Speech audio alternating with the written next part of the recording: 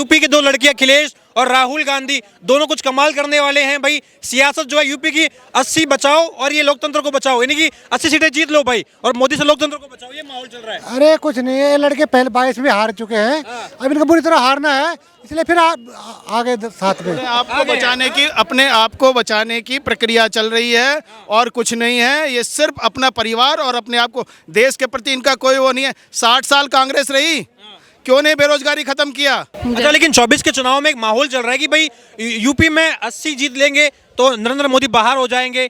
एक 80 का माहौल चल रहा है कि भाई अखिलेश यादव, राहुल गांधी मिलके यूपी की 80 सीटें जीत लेंगे तो नरेंद्र मोदी की यह जमीन खिसक जाएगी। आपको लग रहा है पॉसिबल है ये? बिल्कुल भी नहीं, शेर तो शेर ही होता है। शेर होता है। शेर कौन है कर यहाँ लीजिए, पे? मोदी जी। मोदी शेर है। पूछिए ना उनसे जो कह रहे हैं लोकतंत्र की हत्या कर रहे हैं। ये अमेठी में चुनाव लड़े ना, किसने हराया है उनको? मोदी ने हराया क्या? जनता ने हराया।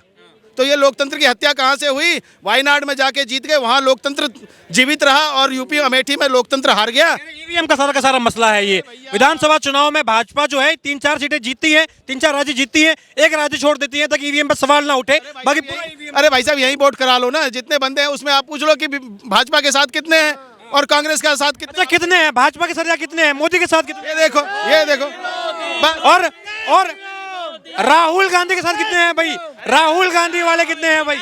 मैं तो अब अभी दो लड़के हैं यूपी के लड़के, यूपी में घूम रहे हैं, यात्रा कर रहे हैं। ये कह रहे हैं अखिलेश यादव दो लड़के 2017 में भी साथ थे। साइकिल की जो है वो करियर निकल गई थी कि क्या औकात आई थी 2017 में भाई साहब। 2019 में भी आए थे, क्या हुआ था? वही 2024 में भी होगा। इस बार अखिलेश यादव और राहुल गांधी की जोड़ी ऐसा कह रही है कि भैया आगरा में है। ये जोरी कुछ नहीं है। इस बार आदमी देश के नाम पे वोट करेगा। ये जो है ये एक कहते हैं ना कि 20% के ऊपर जो है ये राहुल गांधी और अखिलेश यादव ये दोनों 20% लेने के चक्कर में हैं और कुछ नहीं है। ये सिर्फ 20% हमसे ना खिसक जाए। इस बार मोदी जी ने ऐसा काम किया, उस 20% में से भी आएगा मोदी जी को। 50 से 55% वोट जो है वो मोदी जी लेके आ रहे हैं 2024 के इलेक्शन में। और ये जो उन्होंने कहा ना कि श्यामा प्रसाद मुखर्जी को सच्ची श्रद्धांजलि होगी 370 दे के, तो वो बिल्कुल श्रद्धांजलि देंगे। और ये भारतवासी जो श्यामा प्रसाद मुखर्जी ने कहा था ना, एक संविधान एक विधान, एक देश एक विधान एक संविधान, और वो मोदी जी ने करके दिखाया। और ये सच्ची श्रद्धांजलि होगी हम भारतवासियों को 370 दे के। वो 370 सीटें मिलेंगी बिल्कुल। एक देश एक विधान की बात कर रहे हैं आप।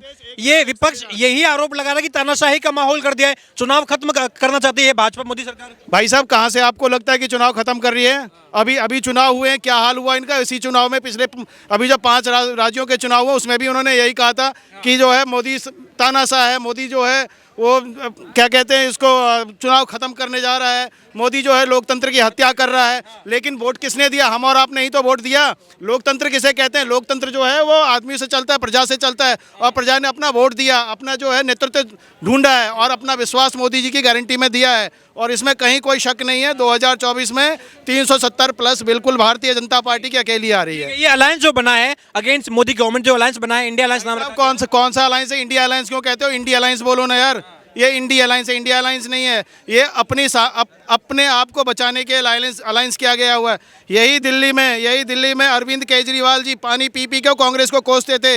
यही अरविंद केजरीवाल जी कहते थे कि मोदी डर गए हैं, सोनिया गांधी को जेल में क्यों नहीं भेज रहे हैं। और जब उनके ऊपर चेक ईडी और सीबीआई की रेड पड़नी शुरू हुई, तो यही केजरीवाल जो अपने आप को बचाने के लिए कांग्रेस के शरण में, उनके चरणों में चले गए। तो ये काहे का अलायंस है भाई साहब? ये भी कह रहे हैं कि भाई जैसे मैं दिल्ली की सरकार चला रहा हूँ, मुझे नोबेल प्राइज मिलना चाहिए, इतना मुश्किल हालात में चला। हाँ बिल्कुल, नोबेल प्राइज किसको मिलता है वो केजरीवाल जी को समझाइए। नोबेल प्राइज का क्या जो है, किस उसमें मिलता है नोबेल प्राइज ऐसे ही मिल जाता है क्या? नोबेल प्राइज क्या किसके लिए मिले? आपने जो है पानी फ्री कर दिया, आपने बिजली फ्री कर दिया, आपने बसें फ्री कर दी, आपने क्या डेवलपमेंट किया? सबसे इतना डेवलपमेंट कांग्रेस के टाइम में दिल्ली में हुआ, आपने तो बेड़ा गर्क करके रख दिया। क्या किया आपने क्या किया? आपने 5 काम गिनाए। आज आप कह रहे हैं कि जो है पानी का बिल भाजपा जो है वो माफ नहीं करने दे रही। अरे भाई साहब, राज्य सरकार के अधीन में आता है आपका दिल्ली जल बोर्ड। दिनेश मोहनिया आपका जो है वो वाइस प्रेसिडेंट है दिल्ली जल बोर्ड का। ठीक। सर क्या नाम हुआ आपका? जयप्रकाश। ये भाई कह रहे हैं कि यूपी के दो लड़के अखिलेश और राहुल गांधी दोनों कुछ कमाल करने वाले हैं भाई। सियासत जो है यूपी की 80 बचाओ और ये लोकतंत्र को बचाओ, यानी कि 80 सीटें जीत लो भाई और मोदी से लोकतंत्र को बचाओ, ये माहौल चल रहा है। अरे कुछ नहीं है, ये लड़के पहले 22 में हार चुके हैं, अब इनको बुरी तरह हारना है, इसलिए फिर आगे साथ में अपने आप को बचाने की प्रक्रिया चल रही है और कुछ नहीं है। ये सिर्फ अपना परिवार और अपने आप को, देश के प्रति इनका कोई वो नहीं है। 60 साल कांग्रेस रही, क्यों नहीं बेरोजगारी खत्म किया, गरीब को और गरीब बनाते गए। आज जो है वो स्वावलंबन भारत का उपयोग हो रहा है। आज जो है मोदी जी भारत को एक स्वावलंबन बना रहे हैं और इसलिए इनके पेट में दर्द हो रहा है। 60 साल तक आप कहाँ थे? आप सिर्फ जाति और धर्म की राजनीति करते हैं और कुछ नहीं करते हैं। अब ये देश जाति और धर्म पे नहीं बटेगा, अब देश विकास पे काम करेगा। आपने कहा कि भाई परिवार बचा रहे हैं, ये कह रहे हैं हम लोकतंत्र को बचा रहे हैं। मोदी लोकतंत्र की हत्या कर रहे हैं भाई। कहाँ से आप पूछिए ना उनसे जो कह रहे हैं लोकतंत्र की हत्या कर रहे हैं। ये अमेठी में चुनाव लड़े ना, किसने हराया है उनको? मोदी ने हराया क्या? जनता ने हराया। तो ये लोकतंत्र की हत्या कहाँ से हुई? वायनाड में जाके जीत गए, वहाँ लोकतंत्र जीवित रहा और यूपी अमेठी में लोकतंत्र हार गया। ईवीएम का सारा मसला है ये। विधानसभा चुनाव में भाजपा जो है 3-4 सीटें जीतती है, 3-4 राज्य जीतती है, एक राज्य छोड़ देती है ताकि ईवीएम पर सवाल ना उठे। बाकी अरे भाई साहब यही वोट करा लो ना, जितने बंदे हैं उसमें आप पूछ लो कि भाजपा के साथ कितने हैं और कांग्रेस के साथ कितने। अच्छा कितने हैं भाजपा के साथ, कितने हैं मोदी के साथ कितने? ये देखो और राहुल गांधी के साथ कितने हैं भाई? राहुल गांधी वाले कितने हैं भाई?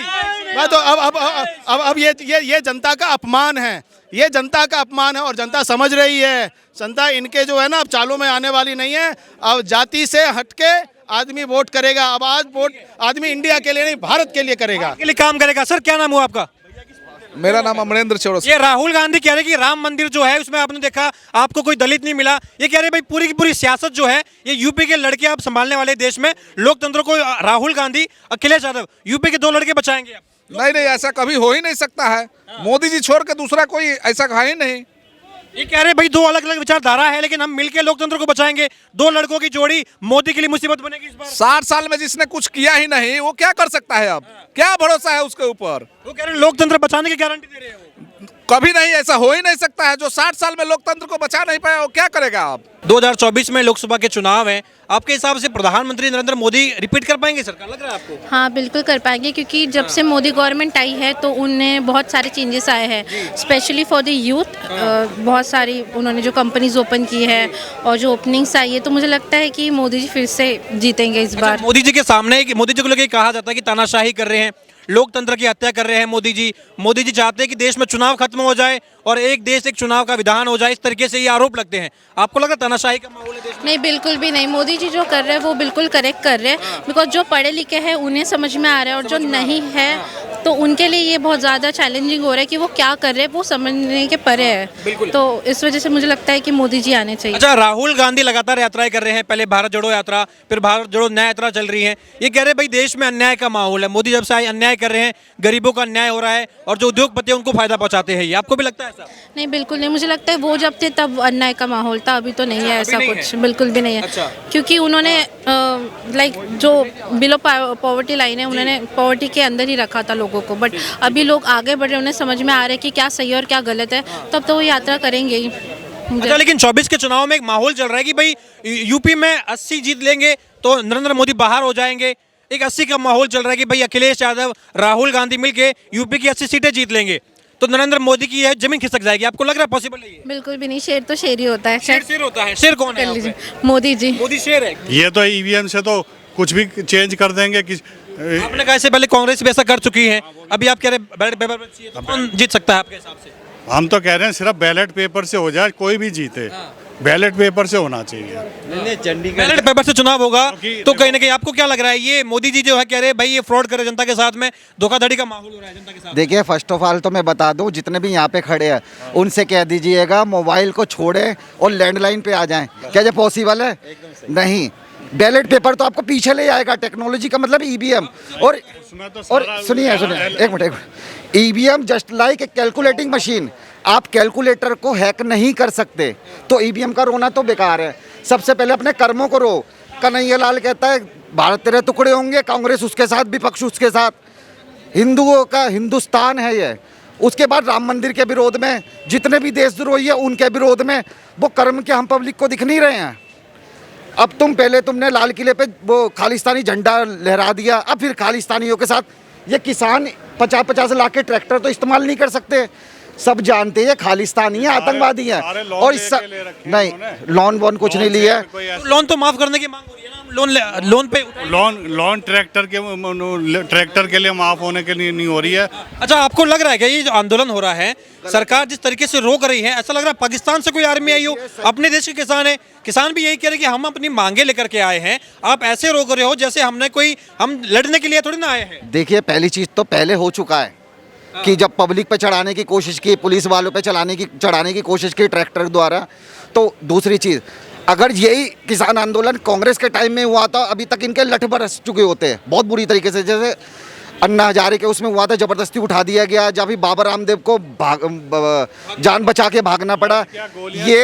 ये दरअसल मोदी है जो फिर भी सहन कर रहे हैं। जिस दिन जोगी आ गए उस दिन बढ़िया होगा।